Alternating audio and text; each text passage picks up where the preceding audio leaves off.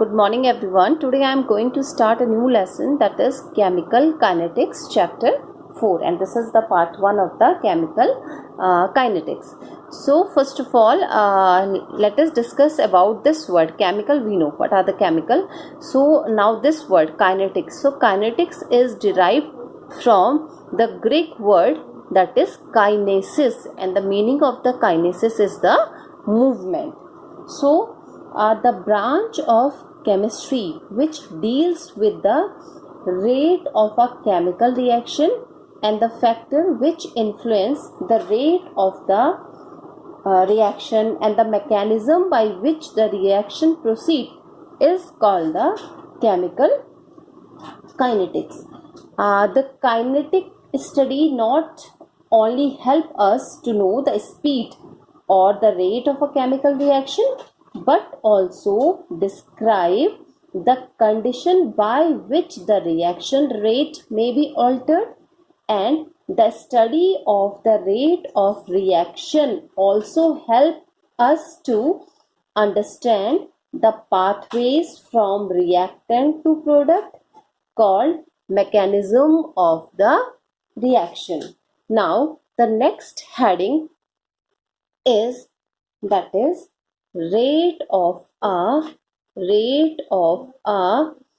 chemical reaction. Now let us discuss about the rate of a chemical reaction. Now rate of a chemical reaction. So some reactions such as ionic reaction, if we are talking about ionic reactions, so they occur very fast. Their speed is very high. For example, precipitation of silver chloride occurs instantaneously by mixing aqueous solution of silver nitrate, that is AgNO3, and sodium chloride, that is NaCl. So we get AgCl, this is the silver chloride, plus NaNO3, that is the sodium nitrate. So this reaction is very fast. On the other hand, some reactions are very slow. This reaction is very fast. So we have a two type of a reaction. Some occurs at a very high speed and some occurs at a very low speed. So some reaction are very slow. For example, rusting of iron. We know that rusting of iron doesn't take place in 1 or 2 days or in a few minutes. It takes a long time. So the rusting of iron in the presence of air and moisture is a very slow process. And there are many other reactions like inversion of cane sugar and hydrolysis of starch, which proceed with a moderate speed.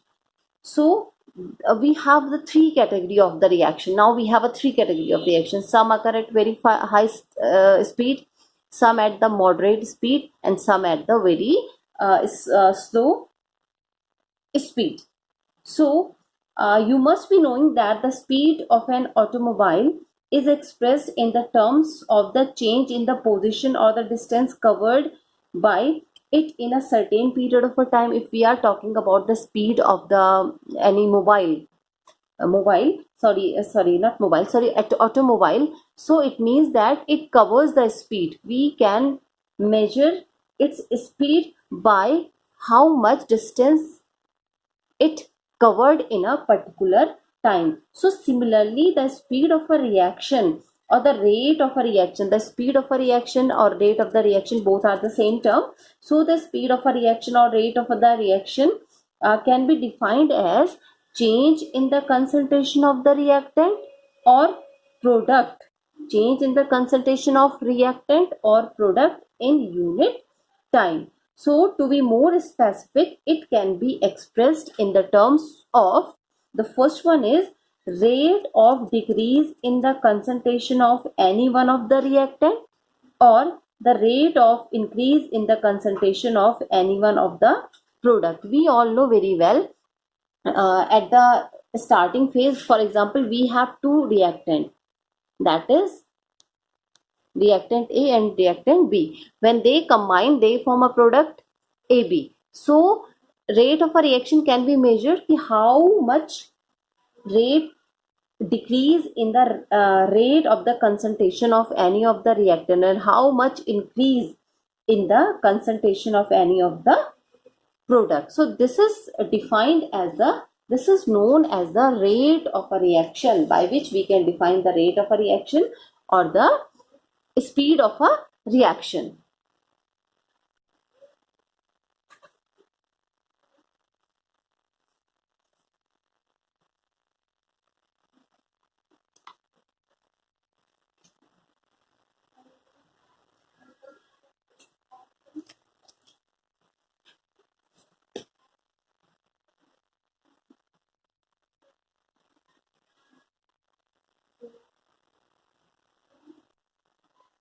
So, in general, the rate of a chemical reaction is the change in the molar concentration of the species taking part in a reaction per unit time. So, it can be expressed as reaction rate reaction rate is equals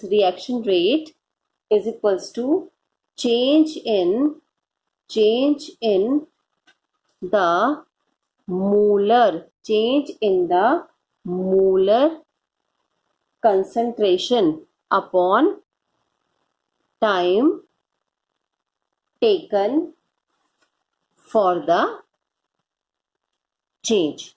This is the expression, this is the formula for the reaction rate. Now let us consider we have a reaction when we have a R is a reactant and P is the product. This one is the reactant and this one P is the product.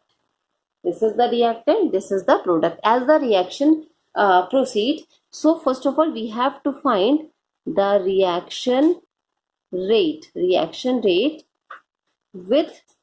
respect to R. What is R? R is the reactant. That is, we know that when the reaction proceeds, the concentration of reactant decreases while the concentration of product increases. So, decrease in molar concentration of R upon time taken for the decrease in molar concentration of R upon time taken for decrease. Now for that, rate of reaction is equal to minus delta R upon delta T. That is the molar concentration. That's why it is enclosed in a square bracket. And here I am using this delta, means this is a change, because here when the concentration is decreases, then definitely there will be a change in the concentration of initial reactant as well as the final reactant. Now if we find the reaction rate, now next is the reaction rate with respect to P. P is a product. We know that when the reaction proceeds, the concentration of the product increases. Here the decrease in the molar concentration of reactant, but here we can write that increase. That is, increase in molar concentration of P, because P is the product, upon, that is, time taken for the increase. That is, time taken for the increase. For that, the reaction rate or the rate of reaction is equal to delta P. Again, the P is kept inside the square bracket, and delta T. Again, we have assigned the sign delta. Delta means change. Here the time is also changed. That's why we have used the symbol delta, and product is also changed. Now we have two terms, that is the reaction rate with respect to the reactant, and this one is the reaction rate with respect to the product. Now here I am using the minus sign. I am using the negative sign. So negative sign is given to the reaction rate when expressed with respect to the reactant. This is for the reactant. So this is for the reactant. So whenever we are finding the reaction rate with respect to the reactant, so we have to assign the negative sign. So in a particular reaction, why we assign the negative sign? Because the concentration is decreasing, the concentration of the reactant is decreasing. That's why we are using this negative sign. So in a particular reaction, the rate of decrease, the rate of decrease in the concentration of the reactant is same as that the rate of increase in the concentration of the product. So finally we have, because both the rates are same, rate of decrease as well as rate of increase, both are same. So we have minus delta R upon delta T is equal to delta P upon delta T. So we have this value. Finally, we got this value because the decrease in the concentration of the reactant is equal to the increase in the molar concentration of the product. Here only we have using the negative sign, because when we are finding the rate of reaction with respect to the reactant, so definitely we will put the minus sign. Why we are assigning the negative sign? Because we know that the rate, when the reaction proceeds, the rate of concentration of the reactant is always decreases. So for that decrease we use that negative sign, and here we are not using because the concentration of the product is increases. Now the next is the units of rate of reaction. So keep in mind the concentration will always be in mole per liter, whereas the time is in minute or second. So there are two units for the time, minute and second, and the concentration is always in the mole per liter. So the unit for the rate of reaction is, that is, mole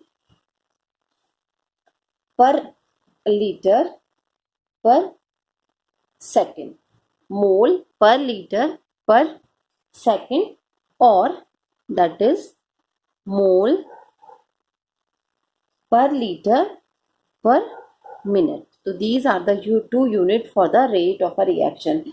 And but for the gaseous reaction, if we are talking about the gaseous reaction, the pressure is normally used and is expressed in the atmosphere. So the unit for the gaseous reaction, that is for the gaseous reaction, if we have to find out the rate of reaction, so it is atmosphere per minute, or that is minute, or atmosphere per second. These are the unit. So now I'll show you some example. If you want to find out if you have any numerical related to the rate of reaction, you have to find out the rate of reaction. So if you have reactions, so how can you find the rate of a reaction? For example, if we have 2HI gives H2 plus I2, and if you want to find out the rate of a reaction, so the rate may be expressed as, the rate may be expressed as, that is, rate of reaction. The rate of reaction is equal to, now this is used as a fraction term, or the stoichiometric coefficient. So this 2, if you have is such type of a coefficient before the symbol, so it is expressed as 1 upon 2. This 2 is expressed as 1 upon 2, and here, because we are talking about the reactant, so this minus sign is over here.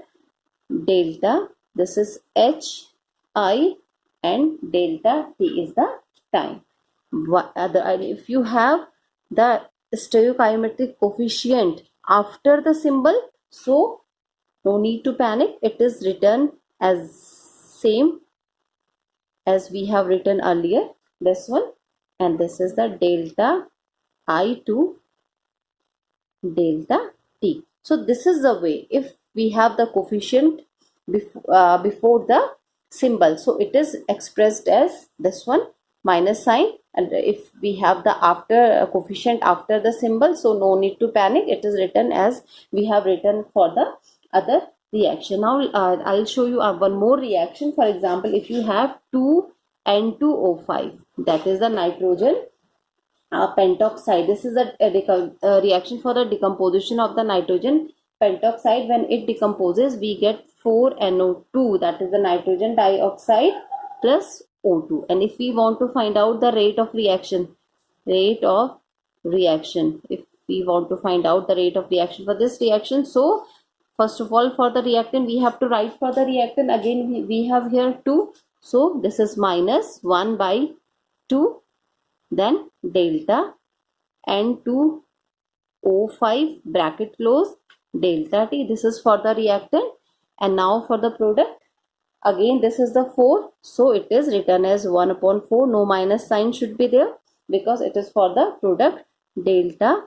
This is NO2 because it is after the symbol. Delta T is equals to, this is delta O2, this is delta T. So this is the way to write the rate of a reaction. Now the next topic is the average rate, or we can say that the reaction rate as the average rate. So we have studied that the rate of a reaction is the change in the molar concentration. This is the molar concentration. These are the molar concentration. Change in the molar concentration of species divided by the time taken for the change. So this is in fact the average rate of a reaction. Now let suppose X1 be the molar concentration of A at time. This is time is this is not Ti, this is the time T1, let us assume, and X2 be its value at time T2. So we have two concentration at T1 and X1 at T1 and X2 at T2. So change in molar concentration is equal to X2 minus X1. This is the change in the molar concentration, and change in time is equal to T2 minus T1. So reaction rate is equal to, that is, this change is X2 minus X1 is delta X and T2 minus T1 is delta T, is equal to minus X2 minus X1 upon T2 minus T1. This is the value. We are using here the minus sign, X2 minus X2, that is because, what is the reason? Because the value of X2 is smaller than X1. So we are using here the minus sign. Now the next term is the instantaneous reaction rate. Now it is also called the instant rate, instantaneous reaction rate, or also known as the instant rate. So instant rate is the rate of a reaction at any particular instant during the is going on. So if we want to find out the rate of a reaction at any instant, that is known as the instantaneous reaction rate or instant rate. So it may also be defined as the average reaction rate at a smallest interval of time. This is a very important term, at a smallest interval of time. So here that its smallest interval of time is called the dt. Dt is the smallest interval of time when delta t, this is dt, we are talking about delta t, when delta t, this is the delta t, approaches to 0. The average reaction rate at a smallest interval of time, that is dt, when delta t approaches to 0. Or there is one more definition. The average rate of reaction becomes equal to instantaneous rate. The average rate of reaction becomes equals to the instantaneous rate if time interval, that is delta t, if time interval, that is delta t, is very small or it approaches to 0. This is known as the instantaneous reaction rate or instant rate of reaction. So we can say that instantaneous, that is instantaneous rate is equal to average rate. Instantaneous rate is equals to average rate as delta t approaches to 0. Delta t approaches to 0. This is also known as the instantaneous rate. So let us consider a reaction that R converted to P. R is the reactant and it is converted to the product P. So for that is, this one is minus delta, this is R, this one is the reactant delta T, like this, kept it inside the bracket. When St approaches to 0 is equals to minus dr upon dt, minus dr upon dt, and we can write, and if we want to write for the, this is for the reactant, if we want to write it for the product, so delta P, delta T when T approaches to 0 is equal to D, this is P upon D T. Now we have such this expression is for the reactant and this is for the product. Now look at here, we are using here the two sign for the change. First is this delta and second is this D. This is delta. Now delta sign, this delta is used for the large change. Delta sign is used for the larger change, that is for average rate, and D, this D we are using D, or here we are using dt. So this D is used for the smaller change, that is for instantaneous rate, because we know that instantaneous rate means when the reaction is going on, reaction is proceed, and if you want to find out the rate of a reaction for a particular instant, that is known as the instantaneous rate. So for instantaneous rate, we are using a symbol D to represent the change, and for the average rate we are using the symbol delta for to represent the change, because delta represent the larger change whereas the D represent the smaller change.